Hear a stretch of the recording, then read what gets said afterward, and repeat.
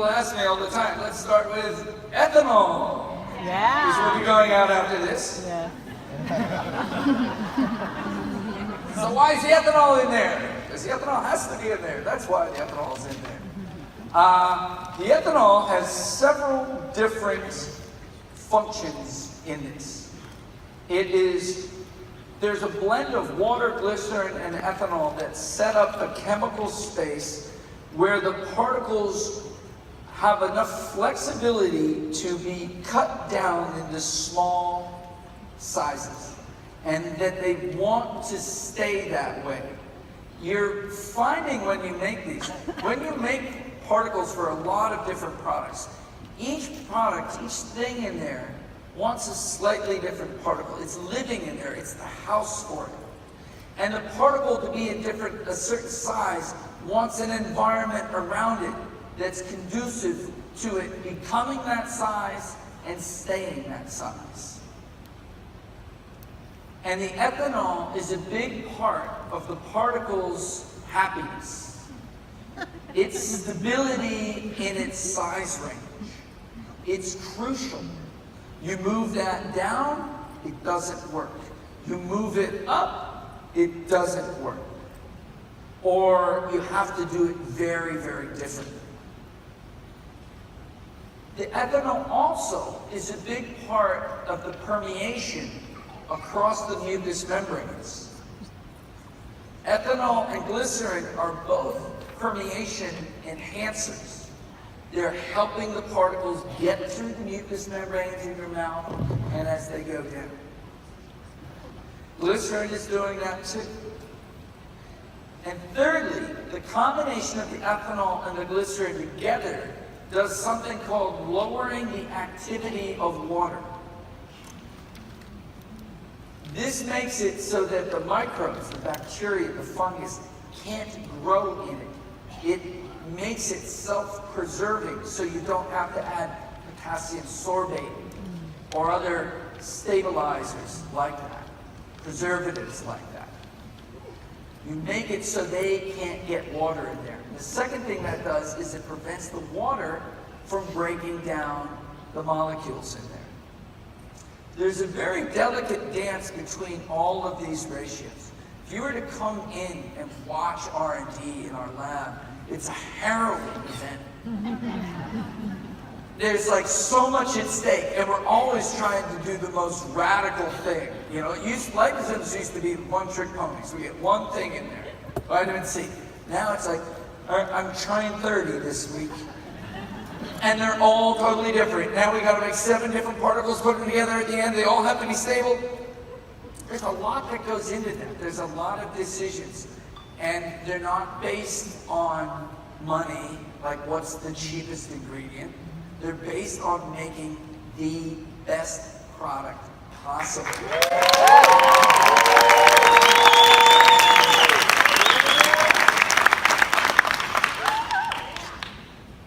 So, let's talk about some other ingredients. Do we have to? Yeah. All right. Orange oil. Why is there orange oil? Ew, it bites. It burns me a little. I don't like it. Up one. The orange oil is part of the particle. Remember the particles that have like an oily center? That's actually part of the oily center. It's a great solvent for cannabinoids. And so it's an intimate part. You know, it looks simple, like, oh, there's this oil in the middle and there's a layer of phospholipids all around the outside, but it's actually layer after layer after layer after layer of these things organizing according to their natures. Everything in there is important. And limonene is the main component of the orange oil. Limonene, look it up. Just Google limonene or go into PubMed and look at it. They'll talk about it being an NRF2 upregulator. It's turning up all of your antioxidant detoxification genes. They're using it in cancer therapies. It's all over the place. It's a beautiful molecule that has a lot of good effects to it, but for us, it's a physical chemistry effect. And it's also one of the major terpenes found in cannabis and has some synergistic effects with the cannabinoids. The phosphatidylcholine is from sunflower. We used to use soy. Everybody is so afraid of soy. But the grades of phosphatidylcholine that we get are so high. They come into us, raw lecithin is like 15 to 20% phosphatidylcholine and lots of other junk. And if you're looking at soy, raw soy lecithin, yeah, there's other junk in there we don't like. There's estrogen-like compounds, there's soy proteins. But when you get a 95 to 100% PC, there's nothing bad left. It's all cured. I'm just lining you up in case the sunflower and phosphatidylcholine supply tanks again. This happened. This is actually really true. I mean, this will sound like a joke, and it's almost comical, but 3 years ago, I almost had a nervous breakdown because we switched everything to sunflower. And then all of a sudden, the world's sunflower PC supply tanks because of the damn Ukrainian rebels. Swear to God, biggest sunflower lecithin plant in the world, Cargill in Ukraine, they took it over. All of a sudden, I can't get PC. I almost want to tell you who I met the other day, though.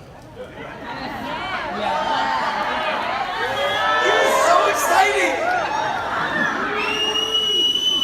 I'm at the bar last week at Institute for Functional Medicine Conference, and I start talking to this guy, and lo and behold, he's making PC from hemp seed oil.